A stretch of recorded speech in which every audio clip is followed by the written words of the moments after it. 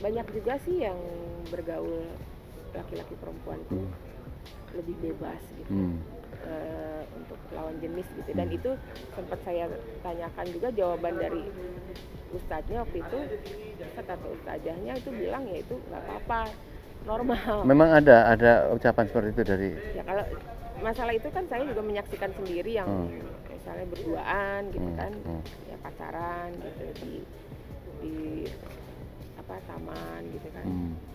Ada, dan temen dari anak juga ada.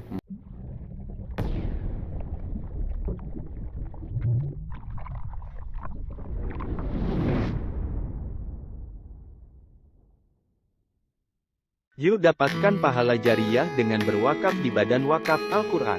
Mari ikut aktif membantu share dan membagikan informasi ini sebagai amal kebaikan Anda. Assalamualaikum warahmatullahi wabarakatuh. Saudara sekalian, kita tahu bahwa sedang ribut masalah Al-Zaitun.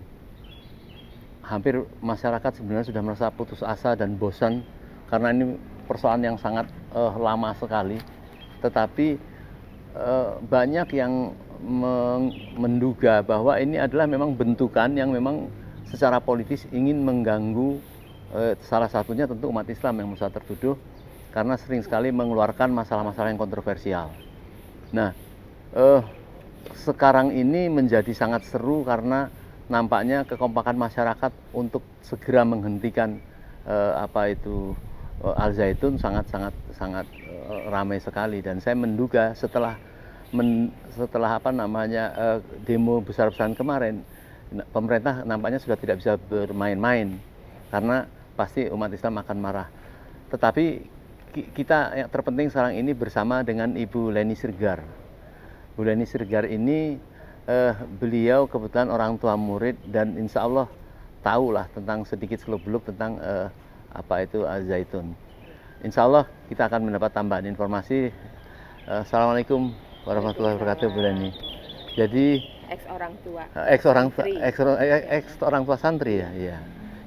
Jadi sebenarnya bagaimana rekrutmen, padahal berita tentang penyimpangan Al-Zaitun itu sudah berlangsung lama.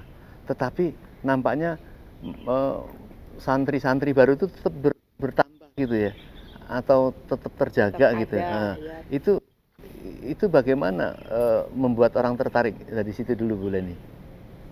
Kalau makin kesini tahun-tahun belakangan itu ya sudah bisa dipastikan 97% lah ya. Kisarannya itu adalah orang dalam. Jadi bukan santri luar lagi sebagaimana angkatan awal-awal. Awal-awal kan kemarin sempat ada juga di televisi mantan alumni Al-Zaitun angkatan pertama itu bilang 50-50 gitu proporsi ininya santrinya. Kalau sekarang itu sudah bisa dipastikan 97% lah kira-kira orang dalam. Orang dalam, artinya secara internal pengembangannya iya. Dari mulut. Tetapi mengapa, mungkin Ibu Leni tahu, yang menjadi tercengang orang itu pemerintah memberi perhatian khusus terutama di sisi pendanaan ini. Mengapa subsidinya begitu besar sekali, seolah-olah ini sekolahan yang sangat penting sekali untuk menjadi kader bangsa gitu. Padahal sementara umat menganggap bahwa ini betul-betul membuat isu-isu tentang Islam yang sangat berbahaya gitu. Apa dugaan Bu Leni? Saya sempat mendengar juga sih, kayaknya ada ini ya, dugaan pencucian uang juga kesana. Saya curiga juga seperti itu. Kalau memang jumlahnya sangat besar gitu ya. Kalau sepengetahuan saya kan dana BOS gitu yang lazimnya diterima sama sekolah-sekolah gitu ya. Tapi berarti kan lebih dari itu gitu. Jadi ya perlu diusut juga sih mengenai aliran dana ini gitu. Apalagi sudah pernah disinggung sama Gubernur Jabar kan, ada aliran dana miliaran rupiah gitu dari Kementerian Agama kepada Al-Zaitun. Ya, memang besar kecilnya memang relatif ya. Tetapi yang jadi masalah, masyarakat menganggap bahwa ini memang betul-betul dipelihara dan katanya ada backingnya ya. dari BIN lah, dari nah keperuntukannya itu kalau itu memang betul-betul dipelihara itu sepengetahuan Bu Leni seperti apa? Apa ada anak-anak lulusan dari situ memang dijamin kemudian bekerja di tempat sesuatu di internal ya pemerintah boleh tanda petik gitu? Pengetahuan saya nggak ada ya. Nggak ada ya? Kalau di pemerintah nggak ada. Jadi justru lulusannya juga kurang terarah gitu. Cari sendiri juga. Kita tahu bahwa beberapa tahun yang lalu ada penjemputan bis TNI gitu yang konon katanya itu adalah utusan Wiranto gitu ya, mengambil anak-anak itu pada saat pilpres atau pilgub gitu ya, diambil kemudian ditempatkan sesuatu, kemudian mereka itu nampaknya digunakan untuk ya kepentingan politik suara. gitu, kepentingan suara gitu. Pengetahuan saya suara itu ya, pada saat itu jadi dimanfaatkan untuk penggelembungan suara ya di sana.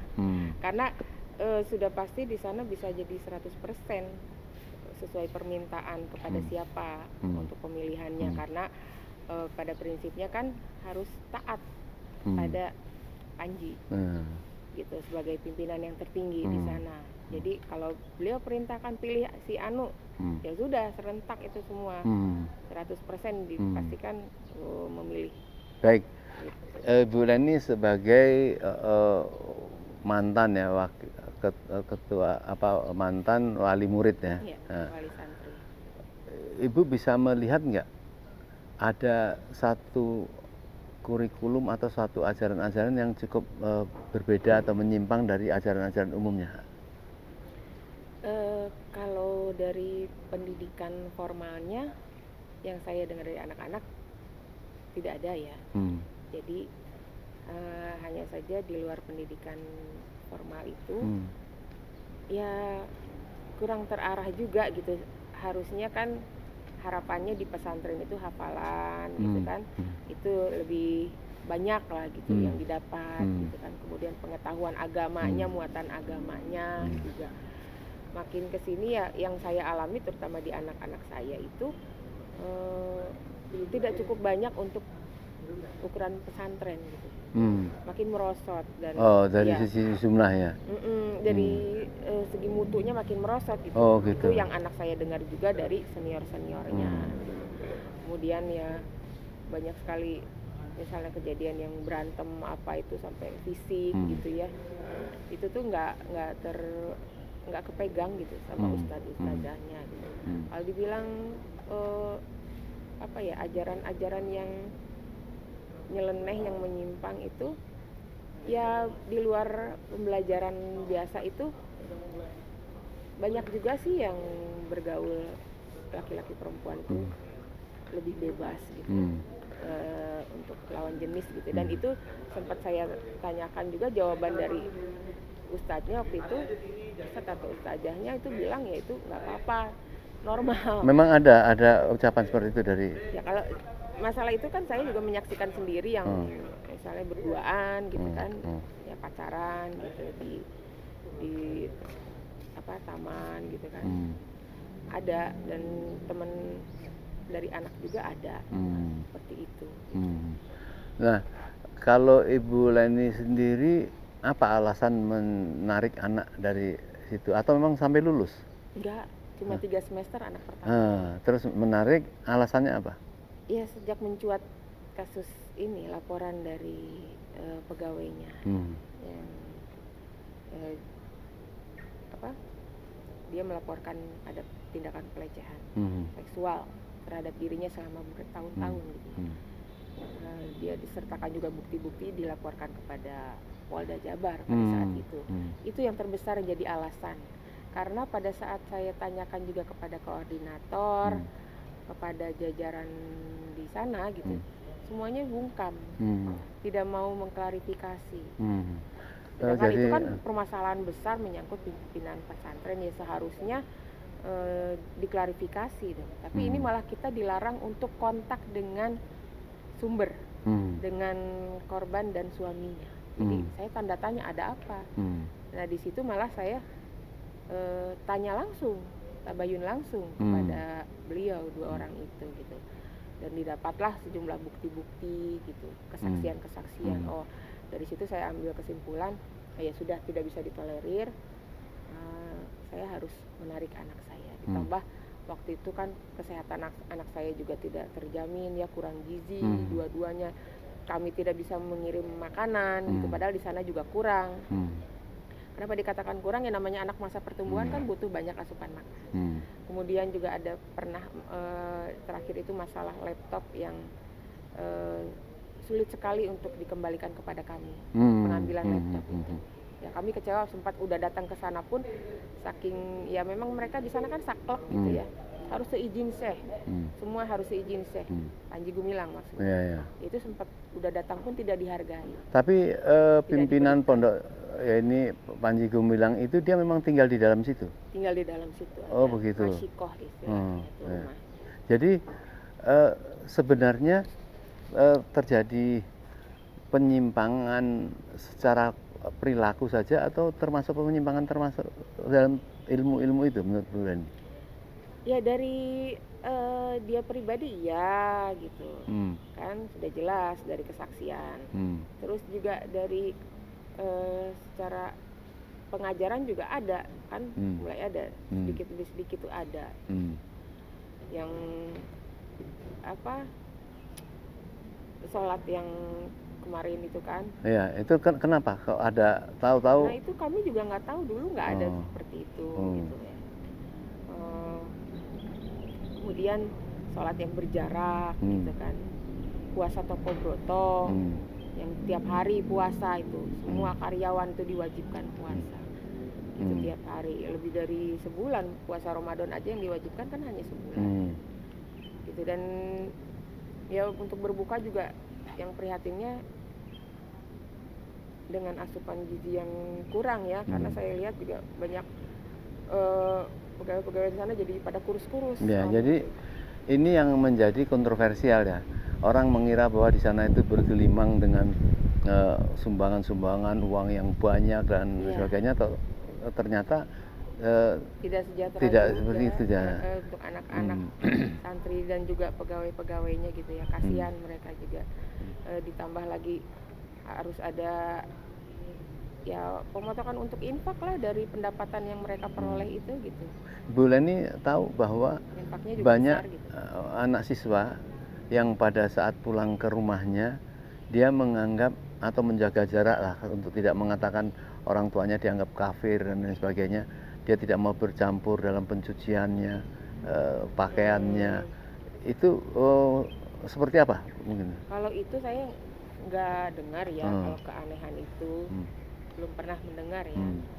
Jadi anak-anak saya pun biasa aja gitu. Entah karena memang anak-anak saya tuh komunikasinya bagus ya dengan saya, dalam arti itu cukup berkualitas gitu ya. Kalau dari intensitas memang makin sini makin kurang.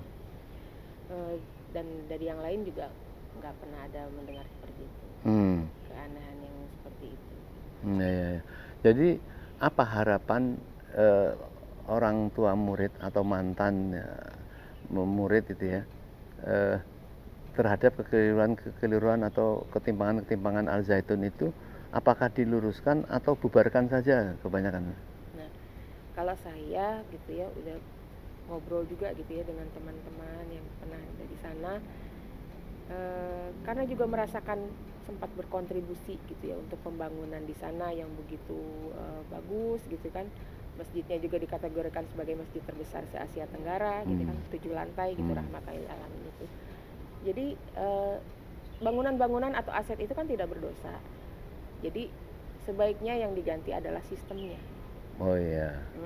Jadi kita harus bijak-bijak juga gitu ya. Apa yang sudah ada itu jangan dibuat jadi mubazir. Gitu. Tetap kita pelihara karena itu juga aset asli bangsa Indonesia gitu. Sedangkan sekarang ini untuk kepemilikan tanah aja udah susah ya. Untuk bangsa Indonesia. Ya tentu tuntutannya memang tidak seperti itu. Artinya kalau kemudian pemerintah membubarkan ya tentunya bukan menghancurkan, mungkin tidak. Tapi kalau mengganti mindset seseorang guru itu kan juga susah. Harus dimix juga dari orang luar, ustadz luar gitu ya. supaya balance juga gitu. Kan selama ini yang bekerja di sana hanya orang dalam, kebanyakan tuh orang dalam. Jadi yang sudah. Tapi orang dalam itu tahu nggak bahwa ini dianggap masyarakat ini menyimpang dan sebagainya, mereka tahu nggak sebenarnya? Tahu, tapi mereka sifatnya ya begitu, tidak mau mendengar gitu, tidak mau peduli, menganggap. Atau sudah kena doktrin dari gitu ya? Itu yang sulitnya tuh merubah mindset mereka itu, karena apapun yang dibilang Panji melalui struktur pimpinan-pimpinannya itu ya udah harus dipatuhi. Dibilang nggak usah dengar berita, udah mereka ikut gitu. Ada sesuatu kasus pun dibilang jangan kontak sama orang itu, udah mereka tidak boleh kontak, tidak mau. Baik Ibu Leni, ini memang persoalan ini masih panjang dan ini sedang menunggu penantian masyarakat ini keputusan dari pemerintah, dan sangat bermanfaat sekali apa penjelasan dari Bu Leni, tentu yang dari orang tua murid langsung ya. Kita tuh sebenarnya ingin mendalamin kenapa sih orang tertarik dari situ, apa karena bangunannya, kemudian kemewahan yang lain-lain. Tapi penjelasan dari Bu Leni ternyata makan pun juga tidak sehebat-hebat. Ya, pada untuk masa pertumbuhan sangat kurang. Baik, saudara sekalian, kita sudah mendengar banyak dan tentunya kita semua masyarakat Indonesia sudah tahu dengan alat komunikasi yang sekarang, misalnya terjadi demo gede-gedean semalam itu sudah langsung tersebar ke seluruh Indonesia. Sekarang tahu masyarakat menunggu penantian ya dari keputusan pemerintah yang adil terhadap Yayasan Zaitun ini. Kalau memang tidak ada unsur-unsur kejahatan, ya mungkin ya disampaikan. Tetapi kan ini sudah berlangsung lama dan masyarakat menganggap, apalagi ada yang aneh-aneh dilakukan ya. Misalnya meminta salam merubah dengan sama dengan Yahudi, walaupun itu katanya salam dunia ya. Kemudian ada yang paling berat itu melakukan sholat bersejajar dengan perempuan dan lain sebagainya. Ini adalah masalah-masalah yang sangat sensitif ya. Saya kira memang tidak boleh dibiarkan begitu saja ya. Kemungkinan memang harus dibubarkan, tapi dibentuk hal yang baru atau dimix. Mungkin masih ada orang-orang yang bagus yang dianggap pemerintah masih bisa untuk mengubah itu, dan bisa ada menjadi bagian dari pondok-pondok pesantren seluruh Indonesia. Jangan ini pondok pesantren berdiri sendiri. Pesantren yang tersebar di seluruh Indonesia tidak terjadi satu kericuhan ajaran misalnya. Nah, saya kira kejadian ini ada hikmahnya. Semoga Allah tetap menjaga izul Islam wal Muslimin. Terima kasih Bu Leni. Assalamualaikum warahmatullahi wabarakatuh. Waalaikumsalam warahmatullahi wabarakatuh.